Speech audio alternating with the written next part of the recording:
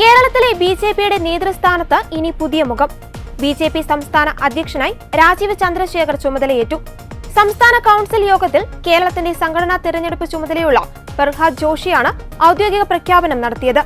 മാസങ്ങൾ നീണ്ട അനിശ്ചിതത്വങ്ങൾക്ക് പിന്നാലെ അവസാന നിമിഷവും സസ്പെൻസ് നിലനിർത്തിയാണ് ദേശീയ നേതൃത്വത്തിന്റെ അപ്രതീക്ഷിത നോമിനിയായി രാജീവ് ചന്ദ്രശേഖർ പ്രസിഡന്റാകുന്നത്.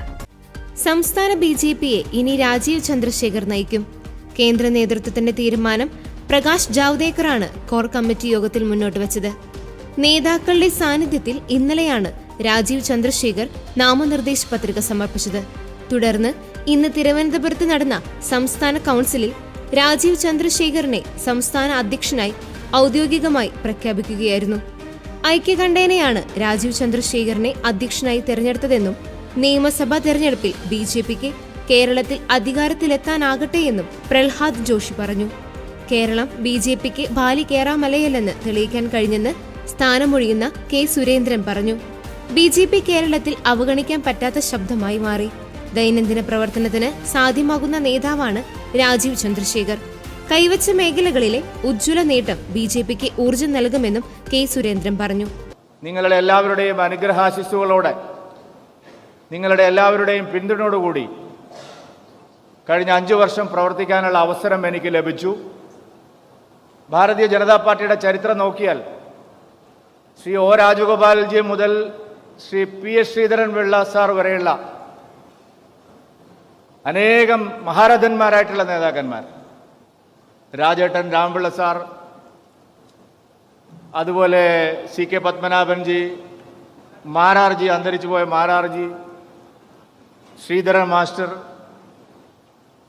കൃഷ്ണദാസ് ജി, മുരളിയേട്ടൻ, അതുപോലെ ശ്രീധരൻ പിള്ള സാർ, അങ്ങനെ വിവിധ മേഖലകളിൽ കഴിവ് തെളിയിച്ചിട്ടുള്ള പ്രഗത്ഭരായിട്ടുള്ള ആൾക്കാരുടെ കൂട്ടത്തിലാണ് കഴിഞ്ഞ 5 വർഷത്തിന് മുമ്പ് ഒരു സാധാരണക്കാരനായിട്ടുള്ള ഒരു പാർട്ടി പ്രവർത്തകന് ഇങ്ങനെയുള്ള ഒരു അവസരം പാർട്ടിയുടെ കേന്ദ്ര നേതൃത്വവും സംസ്ഥാനത്തെ നേതൃത്വവും എനിക്ക് നൽകിയത്. കഴിഞ്ഞ 5 വർഷം ലഭിച്ച ആ ഒരു അവസരത്തിന് ബിജെപിയിൽ മാത്രമാണ് ഏതൊരു സാധാരണ പ്രവർത്തകനും അതിൻ്റെ ഏത് പദവികളിലും എത്തിച്ചേരാൻ കഴിയുന്ന ഒരേ ഒരു political party Bharatiya Janata party മാത്രമാണ് ഇന്ത്യയിൽ.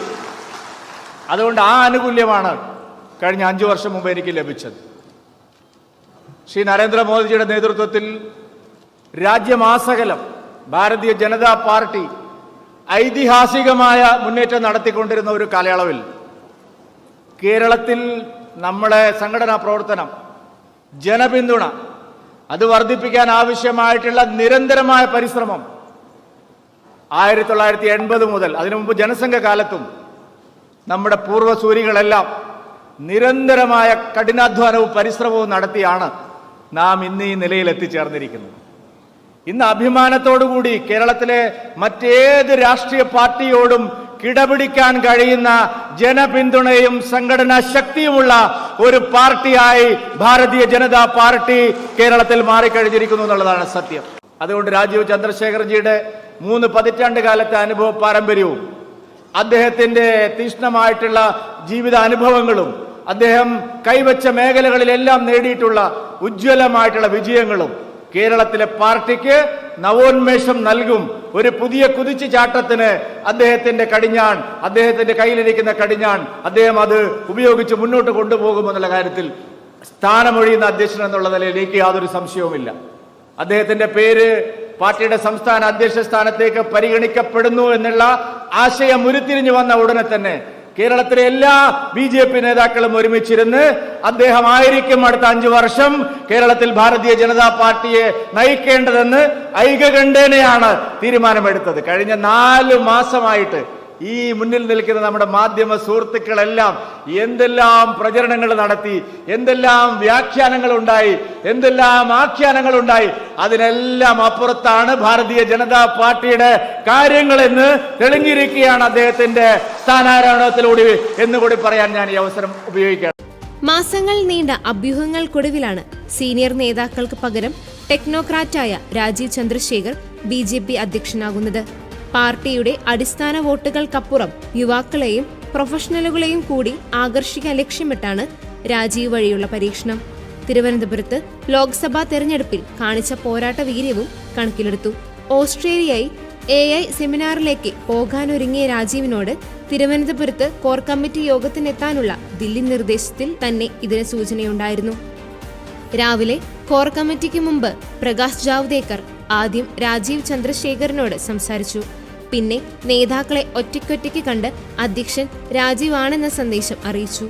ഇതിനുശേഷം യോഗത്തിൽ ഔദ്യോഗിക അറിയിപ്പുണ്ടായി. അധ്യക്ഷ സ്ഥാനത്തേക്ക് പരിഗണിക്കപ്പെട്ടിരുന്ന നേതാക്കളുടെയും സംസ്ഥാനത്തു നിന്നുള്ള കേന്ദ്രമന്ത്രിമാരുടെയും സാന്നിധ്യത്തിൽ ഇന്നലെ ഉച്ചയോടെയാണ് രാജീവ് ചന്ദ്രശേഖർ ഭരണാധികാരിക്ക് നാമനിർദ്ദേശ പത്രിക സമർപ്പിച്ചത്. സംസ്ഥാന BJPയിൽ വർഷങ്ങളായി പിടിമുറുക്കിയ ഗ്രൂപ്പുകൾക്കെതിരായ കേന്ദ്ര നേതൃത്വത്തിന്റെ വ്യക്തമായ സന്ദേശം കൂടിയാണ് ഗ്രൂപ്പുകൾക്കതീതനായ രാജീവിന്റെ അധ്യക്ഷസ്ഥാനം.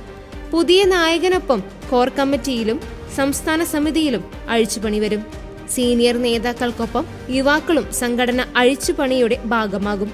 തദ്ദേശ തെരഞ്ഞെടുപ്പാണ് രാജീവ് ചന്ദ്രശേഖറിന് മുന്നിലെ ആദ്യ വെല്ലുവിളി. അതേസമയം BJP സംസ്ഥാന പ്രസിഡന്റായി പ്രഖ്യാപിക്കപ്പെടുന്നതിന് മുന്നോടിയായി ശ്രീനാരായണ ഗുരുവിന്റെ പ്രശസ്ത വാചകം രാജീവ് ചന്ദ്രശേഖർ പങ്കുവച്ചിരുന്നു. വിദ്യ കൊണ്ട് പ്രബുദ്ധരാവുക, സംഘടന കൊണ്ട് ശക്തരാവുക, പ്രയത്നം കൊണ്ട് സമ്പന്നരാവുക എന്ന വാക്യം മലയാളത്തിലും ഇംഗ്ലീഷിലുമായാണ് പങ്കുവച്ചത്. എല്ലാ തിങ്കളാഴ്ചകളിലും പതിവുള്ള ഇന്നത്തെ ചിന്താവിഷയമായി അവതരിപ്പിച്ച കുറിപ്പിനൊപ്പം ഗുരുവിന്റെ ചിത്രവും മുൻ കേന്ദ്രമന്ത്രി കൂടിയായ രാജീവ് ചന്ദ്രശേഖർ പങ്കുവച്ചിരുന്നു.